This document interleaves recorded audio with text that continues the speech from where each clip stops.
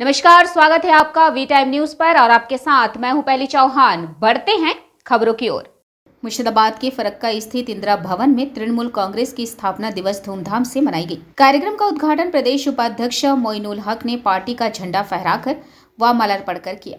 इस दिन गरीब और भूखे लोगों के बीच कंबल बांटे जाते हैं। मौके पर प्रखंड अध्यक्ष ओबैदुर रहमान, इलियास शेख, सईदुल आलम, दो पंचायत के प्रतिनिधि व पार्टी कार्यकर्ता व गणमान्य लोग उपस्थित थे।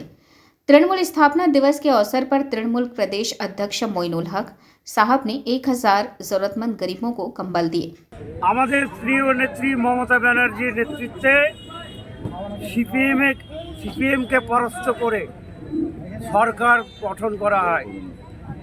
আজকে সেই মমতা ব্যানার্জির নেতৃত্বে আবার 16তে আবার 21-এ পরপর 3বার তিনি রাজ্যের মুখ্যমন্ত্রী। আমরা জানি এই আমাদের আজকের দিনটি আমাদের কাছে বিশেষ করে আমরা যারা তৃণমূলের কর্মী, আমরা দলটা যারা করি, মনে প্রাণে যারা দলকে ভালোবাসি, আমাদের কাছে আজকের এই দিনটি যেমন 1 জানুয়ারি একটা উৎসবের দিন তো থাকেই, কিন্তু আমরা যারা তৃণমূলের পরিবারের লোকজন, আমাদের কাছে এটা আলাদা একটা বার্তা দেয়।